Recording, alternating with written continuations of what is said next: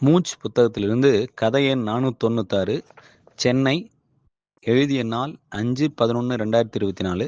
இணைப்பு கதை 495. கதையின் பெயர் வாட்சை திருப்பி வைக்கும் கோச். இன்றைக்கு விராட் கோலிக்கு பிறந்த நாள். ரொம்ப சந்தோஷமாக இருந்தது. அது மட்டுமே காரணமில்லை. அவரை மாதிரியே சிறந்த இன்னொரு கிரிக்கெட்டரோட பிறந்த நாள். என்மேல் உயிரையே வச்சிருக்கார். எனக்காக குறைச்சிக்கிட்டார். மேட்ச் நடக்கும்போது பிளேயர்ஸ் பெவிலியனில் இருப்பாங்க. ஃபீல்டிங் என்பது ஒரு இடத்தில் இருப்பாங்க.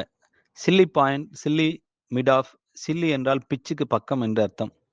பாயிண்டையே கொஞ்சம் குறுகலா நிறுத்தினா சில்லி பாயிண்ட் ஆகிறது. கவர்ஸ், ஃபைன் லெக், இப்படி ஏதாவது ஒரு இடத்தில் ஃபீல்டிங் பண்ணியிருக்கேன். ஆனால் இந்த கிரிக்கெட்டர் பவுண்டரி லைனுக்கு வெளியவே சுத்தி சுத்தி நடப்பார். ஐடியாக்களாக அள்ளி தெளிப்பார்.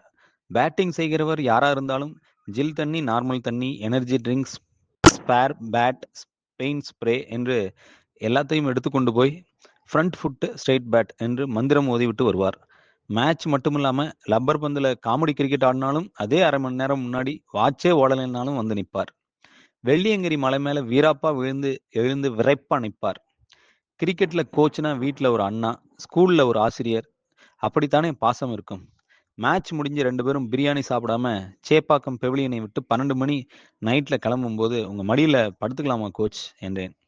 இன்னைக்கு பிறந்த நாள் கொண்டாடுகிற கோச்சிடம் அன்னைக்கு எடுத்த போட்டோவை வாங்கினேன்.